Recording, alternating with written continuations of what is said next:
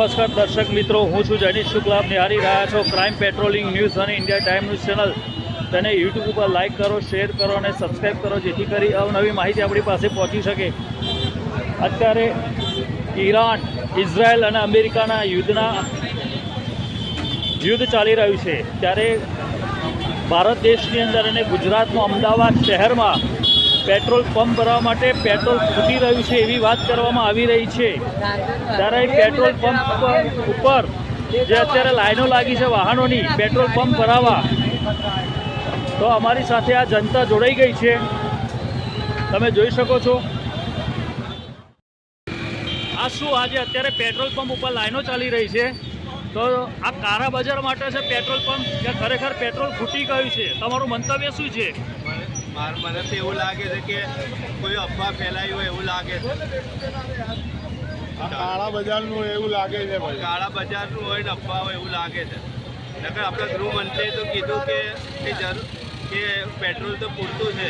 ગૃહમંત્રીએ તો એવું કહી દીધું. આજે પેટ્રોલ પંપના જે માલિકો છે ડબલ ભાવ ખેંચવા માટે પ્રયત્ન કરી રહ્યા એવું લાગે છે.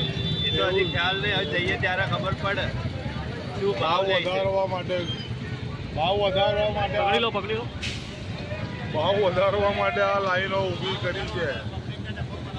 પબ્લિકને ડફોર બનાવવા માટે, આ ભાવ વધારવા માટે આ કામ ચાલુ કર્યું છે. કાળા બજાર માટે કાળા બજાર જેમ કે માટે, ગેસમાં કાળા બજાર ચાલે એવી રીતના પેટ્રોલમાં કાળા બજાર ચાલે. હા, કે પેલા ગેસના બાટલા ઉપર એવું અનુમાન તમારું ખરું એમ? હા, એવું અનુમાન ખરું. એ નક્કી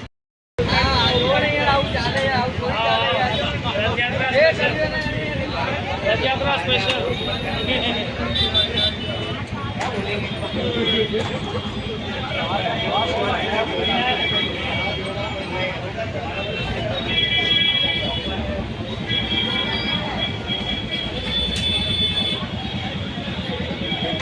કેમની સિચ્યુએશન છે?